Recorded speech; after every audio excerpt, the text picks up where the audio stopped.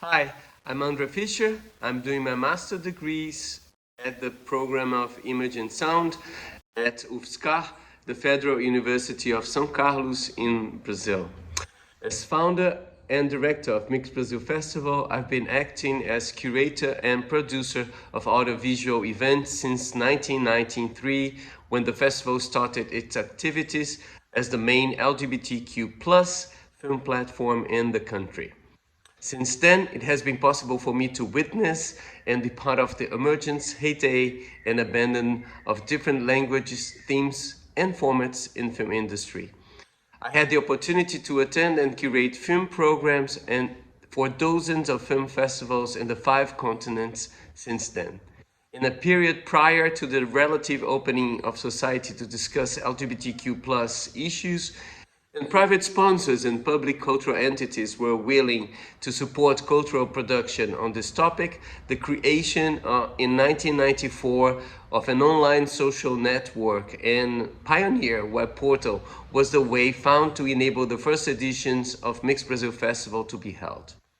This meant that the site's user base which reached over 1 million people across Brazil in the early 2000s, formed a considerable part of the festival's attendees, and that there was, from the beginning, a strong synergy between online content and offline programming. By the time Mix Brazil Festival began to add other languages to its programming, in addition to cinema and video, such as theater, music, and literature. Its 29th edition took place this November in a hybrid format on 4 different digital platforms and in-person sessions of films and plays in 5 theaters. My current research is analyzing the perspectives of festivals in the face of media convergence and the possibility of expanding its design and curatorial limits. The limitations imposed by safety protocols resulting from COVID-19 pandemic radically accelerated a series of transformations that were already changing the basis on which the film industry was established. It has consolidated some movements that had been taking place for over a decade of profound transformation in the way audiovisual products are conceived and produced and how the public consumed them. Among these changes, we can highlight at least 4 major movements. First, the transfer of audiences and movie releases from movie theaters to streaming, with increase in the offer of films on platforms like Netflix, Amazon, and Global Play in Brazil. These platforms surpass traditional studios in film production. These same agents established the format of series as public favorites, even changing the way in which audiovisual is consumed and allowing audiences to build its own rapport to each film or series. Interactivity in the production of content and participation in its consumption became the norm. The spectator became a user, abandoning passive consumption of content and starting to interact with information. The customization resulting from this modus operandi, carried out through algorithms, paradoxically implies giving the machine the role of filtering choices. Third, the narratives that are increasingly complex demand multi-platform deployment. The abundance of exposure to information creates the need for content that generates interest and can be developed in new versions of different media. So the entertainment industry has already produced its narratives for distribution on several platforms, considering a transmedia discourse. And finally, media convergence. Contrary to what some heralds of the so-called digital revolution advocated, that the new media would replace the old, multiple media coexist in complex ways, making the boundaries between theater, video, cinema, visual arts, and the internet increasingly blurred.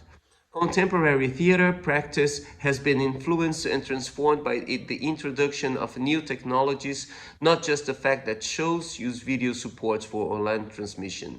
The language of theater itself is incorporating elements from cinema and the participation of social networks in its creative process, making it possible to classify some plays as audiovisual products. But despite all these pressures, the format of major film festivals established since the 1950s has remained relatively unchanged. One of the first consequences of the pandemic for the film industry was the cancellation of some of the main film festivals in the world last year and the migration of many others to online platforms that created important challenges. The exhibition platforms must guarantee that demands of film distributors related to security, limiting the number of views and geolocations, such as the requirement, for example, to access control via technologies that guarantee restrictions on use, copying, and manipulation of digital content. This online configuration of festivals has caused a rupture in the model from how films are and were released. The right to be followed for a film looking for artistic and commercial recognition began with premieres and screenings at festivals, moving to movie theater circuit, and then reaching streaming before eventually moving on to television distribution. In addition to that, in recent years, it has been possible to identify a growing number of projects that carry out scenic experiments reinforcing the fusion of media. A good example, examined in my research, is História do Olho, written, performed and directed by award-winning director, actress and playwright Janaína Leite, inspired by Jorge Bataille's Story of the Eye. It is staged on a theater with the use of projection and part of the action taking place on the screen for a live audience and also with online transmission. It also requires the public, both in theater and online, to use additional applications for consecutive access to part of the action that takes place on Cam 4, another digital platform where it can avoid the restrictions on explicit sexual images imposed by platforms such as YouTube policies. The perspective of a new identity for festivals was addressed in a recent article on Forbes magazine by Katie Hackle, and I read the quote. Films can enchant, inform, provoke, and heal us, just like virtual reality and video games. If the pandemic has taught us anything, it is that narratives and art have metamorphosed again into new dimensions and media. Recognizing this is the future of festivals. So we can see as a survival strategy the fact that festivals might start to be understood no longer as film curators, but as narrative curators by incorporating other languages. A sign in this direction has already been given by Venice Film Festival, which in its 2020 edition selected for the first time an audio work, Double, a drama piece produced by Darkfield Radio, an English audio producer. Given this scenario, I am investigating to what extent media convergence and the evolution of production and consumption of audiovisual products on online platforms is changing the design of so-called film festivals. The study is analyzing different narrative strategies in contemporary production that use multiple platforms in creative processes to understand how innovative storytelling model will influence film festival curation, production, and film distribution. In order to achieve, the research is following trends in artistic production that use media convergence in their narrative structures and are developed in multi-platform, is analyzing and comparing curatorial practices of the main film festivals in Brazil and abroad, and examining the behavior of festival audiences in different platforms.